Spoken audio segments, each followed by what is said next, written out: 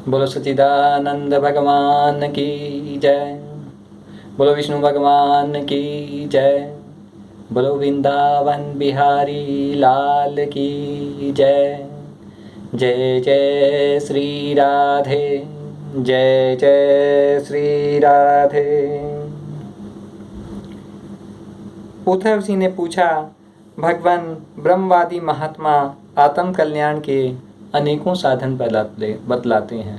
ब्रह्मवादी महात्मा आत्म कल्याण के अनेकों साधन बतलाते हैं। उनमें अपनी अपनी दृष्टि के अनुसार सभी श्रेष्ठ है अथवा किसी एक की प्रधानता है, कोई एक मुख्य है। भगवान श्री कृष्ण ने कहा, प्रिय उद्धव, यह वेदवाणी समय के फेर से प्रलय के अवसर पर लुप्त हो गई थी। प्रलय के अवसर पर लुप्त हो गई थी। फिर जब सृष्टि का समय आया तब मैंने अपने संकल्प से ही इसे ब्रह्मा को उपदेश किया। इसमें मेरे भागवत धर्म का ही वर्णन है। ब्रह्मा ने अपने ज्येष्ठ पुत्र स्वयंभू मनु को उपदेश किया और उनसे सब ऋषियों, ब्रह्म ऋषियों, प्रजापतियों ने ग्रहण किया।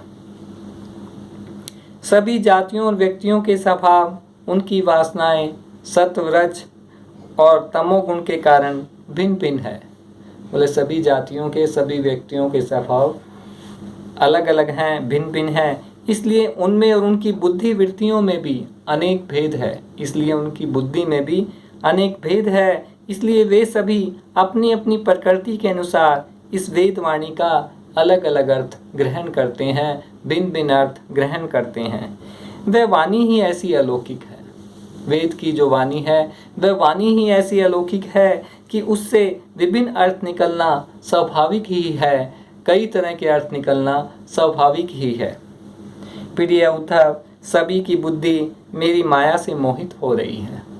भगवान कहते हैं, सभी की बुद्धि मेरी माया से मोहित हो रही है। इसी से वे अपने अपने कर्म संस्कार और अपनी अपनी रुचि के अनुसार, अपने अपने कर्मों के संस्कार और अपनी अपनी रुचि के अनुसार आत्म कल्याण के साधन भी एक नहीं अनेकों बतलाते हैं।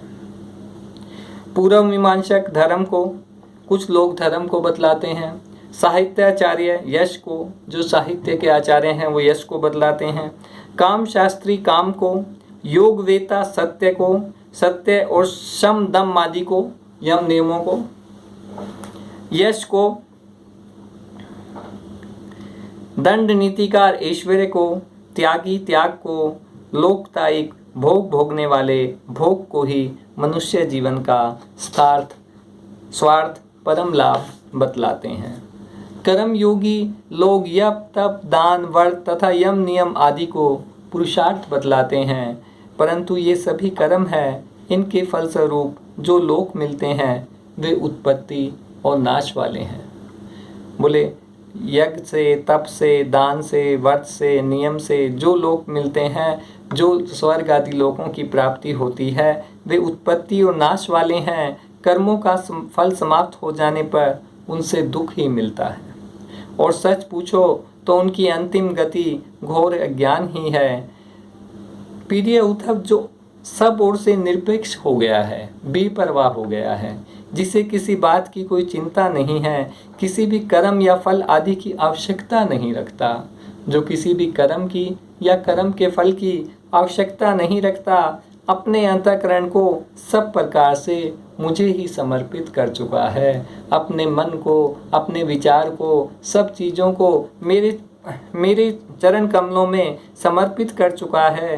परमानंद स्वरूप में मैं उसकी आत्मा के रूप में स्फुरित होने लगता हूँ, आनंदित होने लगता हूँ, आत्मा के रूप में आनंदित होने लगता हूँ। इससे वह जिस सुख का अनुभव करता है, इस परमानंद से वह जिस सुख का अनुभव करता है, वह विषय लोलुप प्राणियों को, जो विषय भोग रहे हैं, उन प्राणियों को किसी प्रकार नहीं मिल सकता। विषय भोगने वालों को विषयों में वो आनंद किसी प्रकार नहीं मिल सकता। जो सब प्रकार के संग्रह परिग्रह से रहित अकिंचन है, जो कोई संग्रह परिग्रह नहीं करता है, जो अपनी इंद्रियों पर विजय प्राप्त करके शांत और समदर्शी हो गया है, जिसने अपनी इंद्रियों पर विजय पा ली है और जिसका मन शांत और जो सब समय समान दृष्टि समदर्शी हो गया है और जो मेरी प्राप्ति से ही मेरे सानिध्य का अनुभव करके ही सदा सर्वदा पूर्ण संतोष का अनुभव करता है, उसके लिए आकाश का एक एक कोना आनंद से भरा हुआ है। जो सब जगह मुझे ही देखता है, उसके लिए आकाश का एक एक कोना आनंद से भरा हुआ है। जिसने अपने को मुझे सौंप दिया है, वह मुझे छोड़कर न तो ब्रह्मा का पद चाहता है, न देवराज इंद्र का। उसके मन में न तो सम्राट बनने की इच्छा होती है, न वह स्वर्ग से विश्रेष्ठ रसातल का ही स्वामी बनना चाहता है। वह योग की बड़ी बड़ी सिद्धियों और मोक्ष तक की अभिलाषा नहीं करता। वह योग की बड़ी बड़ी सिद्धियों और मोक्ष तक की अभिलाषा नहीं करता। उद्धव, मुझे तुम्हारे जैसा प्रेमी भक्त जितने प्रियतम है, उतने प्रिय मेरे पुत्र ब्रह्मा, सगे भाई बलराम जी, समय लक्ष्मी जी और मेरा आत्मा भी नहीं है। जिसे किसी की अपेक्षा नहीं, जो जगत के चिंतन से सर्वथा उपरत होकर मेरे ही मनन चिंतन में तल्लीन रहता है, राग द्वेष न रखकर सबके प्रति समान दृष्टि रखता है। उस महात्मा के पीछे पीछे मैं निरंतर यह सोचकर घूमा करता हूँ कि उसके चरणों की धूल उड़कर मेरे ऊपर पड़ जाए और मैं पवित्र हो जाऊँ। भगवान कहते हैं कि उस महात्मा के पीछे पीछे मैं दौड़ता हूँ कि उसके चरणों की धूल उड़कर मेरे ऊपर पड़ जाए और मैं पवित्र हो जाऊँ। मेरा जो भक्त अभी जितेंद्रिय नहीं हो सका है। अब कह रहे हैं उद्धव जी, मेरा जो भक्त अभी जितेंद्रिय नहीं हो सका है, जिसने अपनी इंद्रियों पर विजय नहीं पाई है और संसार के विषय बार बार उसे बाधा पहुंचाते रहते हैं, अपनी ओर खींच लिया करते हैं, वह भी क्षण क्षण में बढ़ने वाली मेरी दृढ़ भक्ति के प्रभाव से पराये विषयों से पराजित नहीं होता। मेरी दृढ़ भक्ति से विषयों से पराजित नहीं होता। उद्धव, जैसे धधकती हुई आग लकड़ियों के बड़े ढेर को भी जलाकर खाक कर देती है, वैसे ही मेरी भक्ति भी समस्त पाप राशि को पूर्णतः जला डालती है। उद्धव, योग साधन ज्ञान विज्ञान धर्मानुष्ठान जप पाठ तप त्याग मुझे प्राप्त करने में उतने समर्थ नहीं है जितनी दिनों दिन बढ़ने वाली अन्य प्रेममयी भक्ति मेरी भक्ति। मैं संतों का प्रियतम आत्मा हूँ। मैं अन्य श्रद्धा और अन्य भक्ति से ही पकड़ में आता हूँ। मुझे प्राप्त करने का यह एक ही उपाय है मेरी अन्य भक्ति। इसके विपरीत जो मेरी भक्ति से वंचित है, उसके चित्त को सत्य दया से युक्त धर्म और तपस्या से युक्त विद्या भी भली भांति पवित्र करने में समर्थ नहीं होती। जब तक सारा शरीर पुलकित नहीं हो जाता, चित्त गदगद नहीं हो जाता, आनंद के आंसू नहीं छलकने लगते, भक्ति की बाढ़ में चित्त डूबने उतराने नहीं लगता, तब तक उसके सिद्ध होने की कोई संभावना नहीं है। उद्धव जी, मेरे परम पावन लीला कथा के श्रवण कीर्तन से ज्यों ज्यों चित्त का मैल धुलता जाता है, चित्त स्वस्थ होता जाता है, त्यों त्यों उसे सूक्ष्म वस्तु के वास्तविक तत्व के दर्शन होने लगते हैं।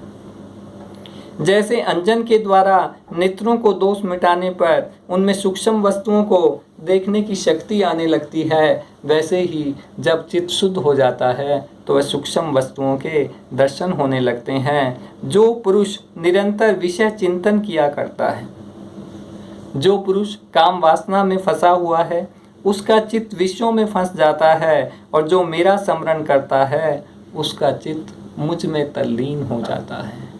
जो मेरा स्मरण करता है उसका चित्त मुझ में तल्लीन हो जाता है। इसलिए तुम दूसरे साधनों और फलों का चिंतन छोड़ दो, मेरे अतिरिक्त कुछ है ही नहीं। भगवान कहते हैं, मेरे अतिरिक्त कुछ है ही नहीं। मेरे चिंतन से तुम अपना चित्त शुद्ध कर लो और इसे पूरी एकाग्रता से मुझ में ही लगा दो, मुझ में ही समर्पण कर दो।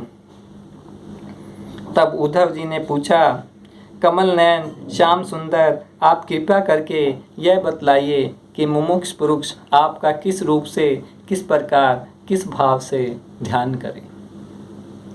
भगवान श्री कृष्ण ने कहा, प्रिय उद्धव, जो न बहुत ऊंचा हो न बहुत नीचा हो, ऐसे आसन पर सीधा रखकर आराम से बैठ जाए। आसन पर आराम से बैठ जाए, हाथों को अपनी गोद में रख ले, दृष्टि अपनी नासिका के अग्रभाग पर जमावे। दृष्टि अपनी नासिका के अग्रभाग पर जमावे। इसके बाद पूरक, कुंभक और रेचक तथा रेचक, कुंभक और पूरक, इन प्राणायाम के द्वारा नाड़ियों का शोधन करें। प्राणायाम का अभ्यास धीरे धीरे बढ़ाना चाहिए और इसके साथ इंद्रियों को जीतने का भी अभ्यास करना चाहिए। हृदय में कमलनाल पतले सूत के समान ओंकार का चिंतन करे, प्राणों के द्वारा उसे ऊपर ले जाए और घंटा नाद के समान स्वर स्थिर करे। उस समय स्वर का तांता टूटने न पावे। इस प्रकार प्रतिदिन 3 समय 10-10 बार ओंकार सहित प्राणायाम का अभ्यास करें। ऐसा करने से 1 महीने के अंदर ही प्राणवायु वश में हो जाता है। 1 महीने के अंदर ही प्राणवायु वश में हो जाता है। इसके बाद ऐसा चिंतन करें कि हृदय एक कमल है। ऐसा चिंतन करें कि हृदय एक कमल है, वह शरीर के भीतर इस प्रकार स्थित है मानो उसकी डंडी तो ऊपर की ओर है और मुंह नीचे की ओर है। डंडी तो ऊपर की ओर है, मुंह नीचे की ओर है। अब ध्यान करना चाहिए कि इसका मुख ऊपर की ओर होकर खिल गया है। इसका मुख ऊपर की ओर होकर खिल गया है। इसकी 8 दल हैं, 8 पंखुड़ियां हैं। इसके 8 दल हैं, पंखुड़ियां हैं। इनके बीचों बीच पीली पीली अत्यंत सुकुमार कर्णिका गद्दी है।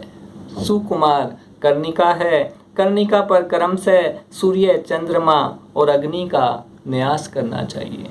सूर्य, चंद्रमा और अग्नि का न्यास करना चाहिए। तदंतर अग्नि के अंदर ही मेरे इस रूप का स्मरण करना चाहिए। मेरा यह स्वरूप ध्यान के लिए बड़ा ही मंगलमय है। मेरा यह स्वरूप ध्यान के लिए बड़ा ही मंगलमय है। रोम रोम से शांति टपकती है। मुख कमल अत्यंत प्रफुल्लित और सुंदर है। घुटनों तक लंबी मनोहर 4 भुजाएं हैं। घुटनों तक लंबी मनोहर 4 भुजाएं हैं। वर्षाकालीन मेघ के समान श्यामल शरीर पर पीतांबर फहरा रहा है। श्री वत्स एवं लक्ष्मी जी का चिन्ह वक्षस्थल पर दाएं बाएं विराजमान है। हाथों में क्रमशः शंख, चक्र, गदा एवं पद धारण किए हुए हैं। गले में वनमाला लटक रही है। चरणों में नुपुर सेवा दे रहे हैं। गले में कौस्तुभ मणि जगमगा रही है। सुंदर मुख और प्यार भरी चितवन कृपा प्रसाद की वर्षा कर रही है।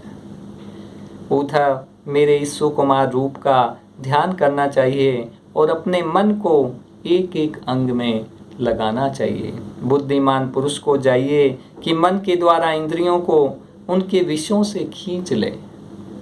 मन के द्वारा इंद्रियों को उनके विषय से खींच ले। मन को बुद्धि रूप सारथी की सहायता से मुझ में ही लगा दे, चाहे मेरे किसी भी अंग में क्यों न लगे। मन को बुद्धि की सहायता से मुझ में ही लगा दे, चाहे मेरे किसी अंग में क्यों न लगे। जब सारे शरीर का ध्यान होना लगे तब अपने चित्त को खींचकर एक स्थान में स्थिर करे। तब अपने चित्त को खींचकर एक स्थान में स्थित करे और अन्य अंगों का चिंतन न करके केवल मंद मंद मुस्कान की छटा से युक्त मेरे मुख का ही चिंतन करें। जब चित्त मुखारविंद से ठहर जाए तब उसे वहां से उठाकर आकाश में स्थित करें। जब मुखारविंद में ठहर जाए तब उसे वहां से उठाकर आकाश में स्थित करे। आकाश का चिंतन भी त्याग कर मेरे स्वरूप में आरूढ़ हो जाए और मेरे सिवा किसी भी वस्तु का चिंतन न करे। मेरे स्वरूप में आरूढ़ हो जाए और मेरे सिवा किसी भी वस्तु का चिंतन न करे। जब इस प्रकार चित्त समाहित हो जाता है तब जैसे एक ज्योत से दूसरी ज्योति मिलकर एक हो जाती है, वैसे ही अपने में मुझे और मुझ सर्वात्मा में अपने को अनुभव करने लगता है। अपने में मुझे और मुझ सर्वात्मा में अपने को अनुभव करने लगता है। जो योगी इस प्रकार तीव्र ध्यान योग के द्वारा मुझ में ही अपने चित्त का संयम करता है, इस ध्यान योग के द्वारा मुझ में ही अपने चित्त का संयम करता है, उसके चित्त से वस्तु की अनेकता, तत्व संबंधी ज्ञान और उनकी प्राप्ति के लिए होने वाले कर्मों का भ्रम शीघ्र ही निवृत्त हो जाता है, समाप्त हो जाता है।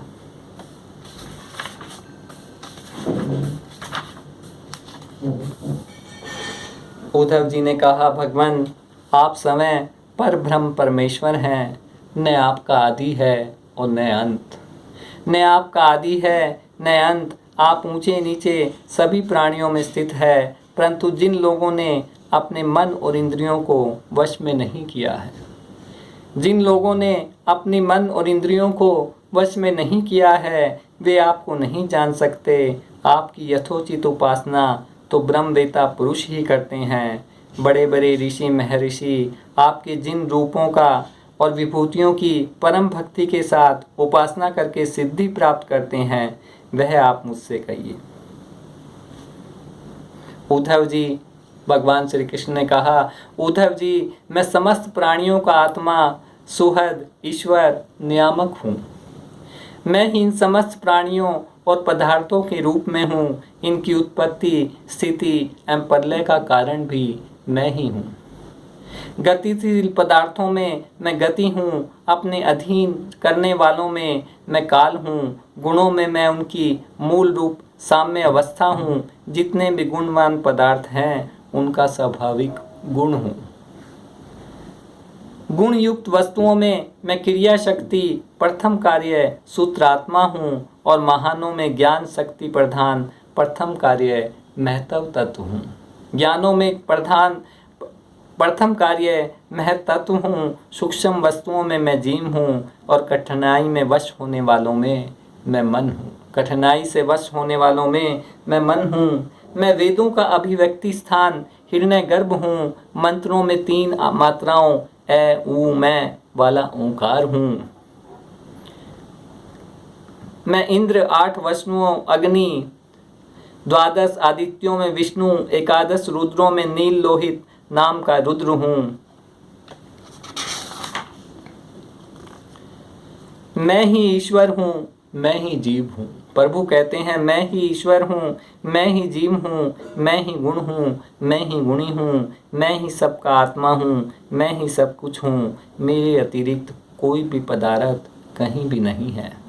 मेरे अतिरिक्त कोई भी पदार्थ कहीं भी नहीं है। यदि मैं गिनने लगूं तो किसी समय परमाणुओं की गिनना तो कर सकता हूं, परंतु अपनी विभूतियों की गणना नहीं कर सकता, क्योंकि जब मेरे रचे हुए कोटि कोटि ब्रह्मांडों की भी गणना नहीं हो सकती, तब मेरी विभूतियों की गणना तो हो ही कैसे सकती है। ऐसा समझो कि जिसमें भी तेज, श्री, कीर्ति, ऐश्वर्य, लज्जा, त्याग, सौंदर्य, सौभाग्य, पराक्रम, तितिक्षा, विज्ञान आदि श्रेष्ठ गुण हो, वह मेरा ही अंश है।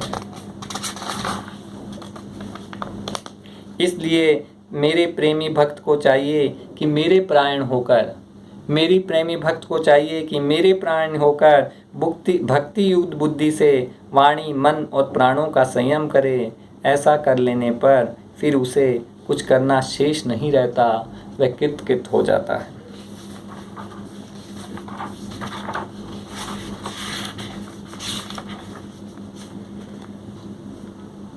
उद्धव जी ने कहा, विश्वरूप प्रभो आप ही विश्व के स्वामी हैं। आप ही विश्व के स्वामी हैं। आपका यह वैराग्य और विज्ञान से युक्त सनातन एवं विशुद्ध ज्ञान जिस प्रकार से दृढ़ हो जाए, उसी प्रकार मुझे स्पष्ट करके समझाइए और उस अपने भक्ति योग का भी वर्णन कीजिए, जिसे ब्रह्मा आदि महापुरुष भी ढूंढा करते हैं। उद्धव जी, जिस ज्ञान से प्रकृति, पुरुष, महत्व तत्व, अहंकार और पंच मात्रा ये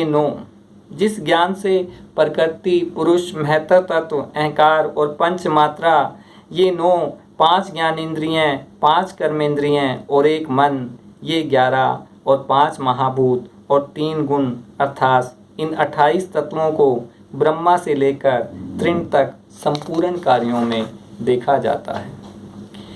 इनमें भी एक परमात्मा को अनुगत रूप से देखा जाता है, वह परोक्ष ज्ञान है, ऐसा मेरा निश्चय है। जब जिस एक तत्व से अनुगत एकात्मक तत्वों को पहले देखता था, उनको पहले के समान न देखे, किंतु एक परम कारण ब्रह्म को ही देखे। यही निश्चित विज्ञान है। यह शरीर आदि जितने भी त्रिगुणात्मक अवयव पदार्थ हैं, उनकी उत्पत्ति, स्थिति और प्रलय का विचार करें। उनकी स्थिति, उत्पत्ति और प्रलय का विचार करें। जो तत्व वस्तु सृष्टि के आरंभ में और अंत में कारण रूप में स्थित रहती है, वही मध्यम में भी रहती है। जो तत्व वस्तु सृष्टि के प्रारंभ में और अंत में कारण रूप में स्थित रहती है, वही मध्य में रहती है। वही प्रतीयमान काल से प्रतीयमान कार्यांतर में अनुगत भी होती है। फिर उन कार्यों का प्रलय अथवा बाध होने पर उसके साक्षी अनुष्ठान रूप से शेष रह जाती है। वही सत्य परमार्थ वस्तु है, ऐसा समझो।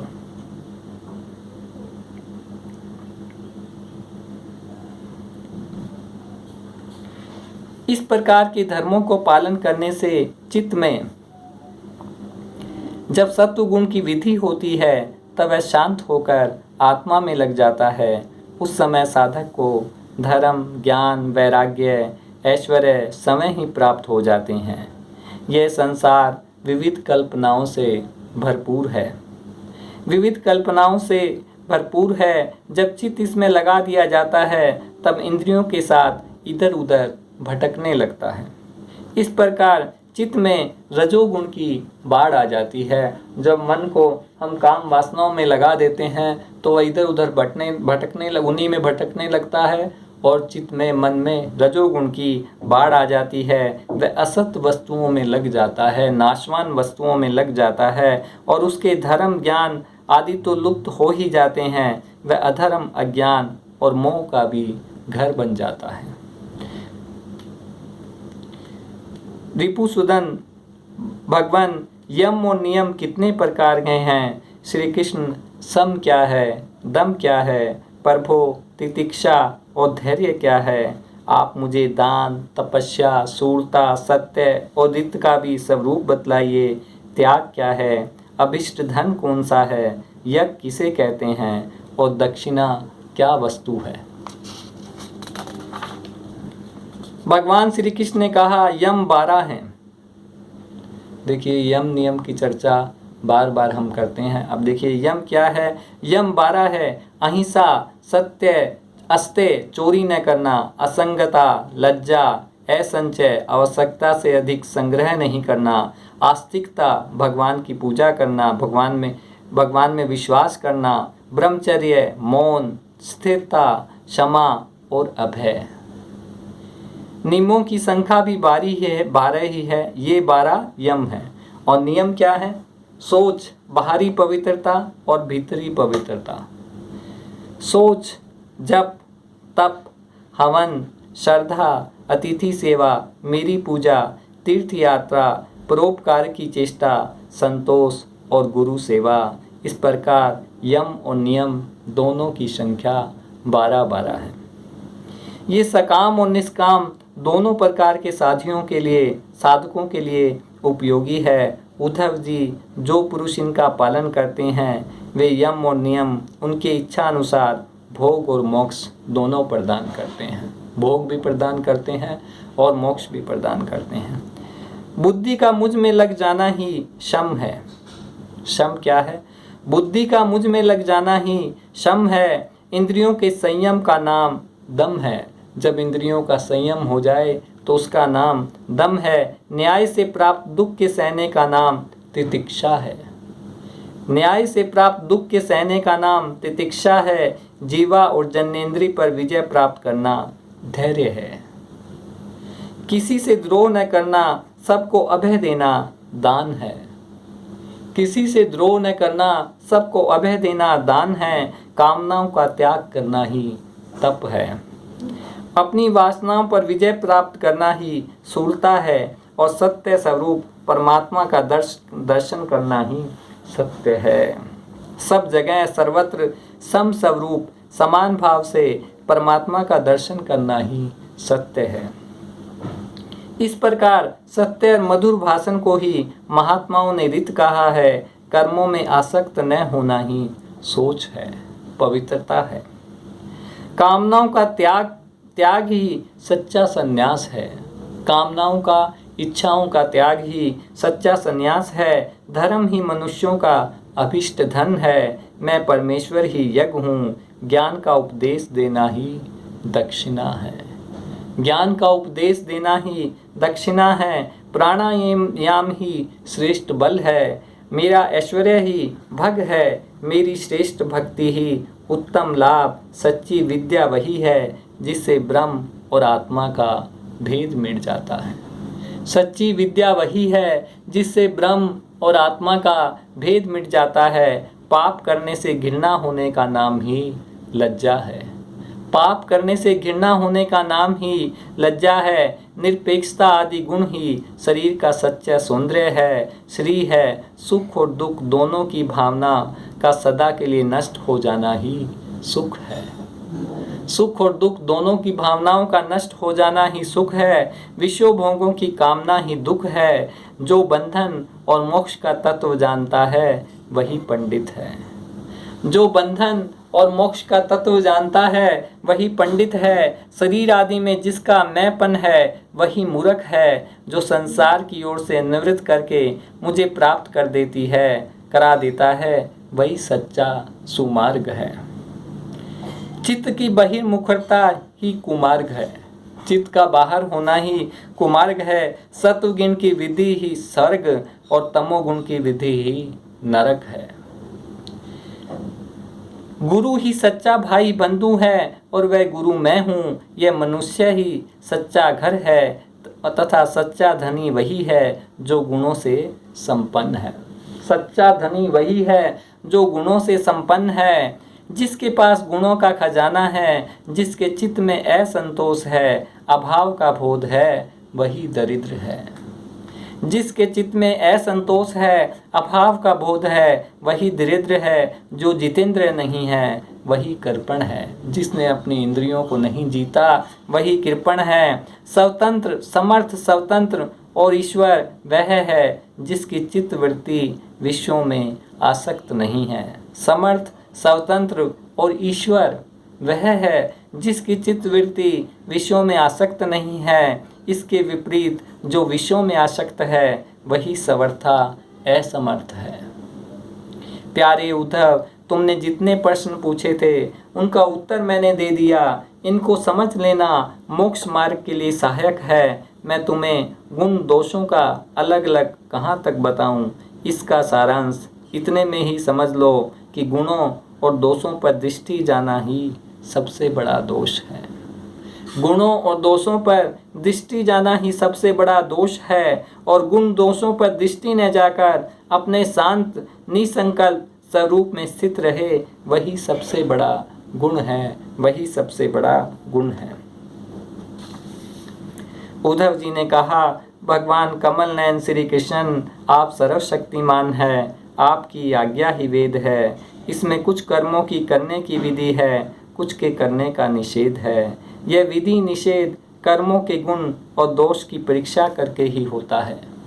यह विधि निषेध कर्मों की होता है। भगवान श्री कृष्ण ने कहा, प्रिय उद्धव, मैंने ही वेदों में एवं अन्यत्र भी मनुष्यों का कल्याण करने के लिए अधिकार भेद से 3 प्रकार के योग का उपदेश दिया है। 3 प्रकार के योग का उपदेश दिया है। वे है ज्ञान, कर्म और भक्ति। मनुष्य के परम कल्याण के लिए इनके अतिरिक्त कोई और उपाय कहीं नहीं है। इनके अतिरिक्त कहीं और उपाय नहीं है। उद्धव जी, जो लोग कर्मों तथा उनके फलों से विरक्त हो गए हैं उनका त्याग कर चुके हैं। कर्मों और उनके फलों से विरक्त हो गए हैं उनका त्याग कर चुके हैं। और जो ज्ञान योग के अधिकारी हैं वे ज्ञान योग के अधिकारी हैं। इसके विपरीत जिनके चित्त में कर्मों उनके फलों से वैराग्य नहीं हुआ है, उनमें दुख बुद्धि नहीं हुई है, वे सकाम व्यक्ति कर्म योग के अधिकारी हैं। पूर्व जन्म के जो पुरुष न तो अत्यंत विरक्त है न अत्यंत आसक्त ही है, जो पुरुष न तो विरक्त है न आसक्त ही है तथा किसी पूर्व जन्म के शुभ कर्म से सौभाग्यवश मेरी लीला कथा आदि में उसकी श्रद्धा हो गई है, मेरी लीला कथा आदि में उसकी श्रद्धा हो गई है, वह भक्ति योग का अधिकारी है। उसे भक्ति योग के द्वारा ही सिद्धि मिल सकती है। कर्म के संबंध में जितने भी विधि निषेध हैं उनके अनुसार तभी तक कर्म करना चाहिए जब तक कर्म में जगत और उससे प्राप्त होने वाले स्वर्ग आदि सुखों से वैराग्य न हो जाए, अथवा जब तक मेरी लीला कथा श्रवण कीर्तन आदि में श्रद्धा न हो जाए। इस प्रकार अपने वर्ण और आश्रम के अनुकूल धर्म में स्थित रहकर यज्ञों के द्वारा बिना किसी आशा और कामना के मेरी आराधना करता रहे और निषिद्ध कर्मों से जिनका शास्त्रों में निषेध किया गया है उन कर्मों से दूर रहकर केवल विहित कर्मों का, जो कर्मों को शास्त्रों में करने को कहा गया है, और आचरण करे तो उसे स्वर्ग या नरक में नहीं जाना पड़ता। बोलो सच्चिदानंद भगवान की।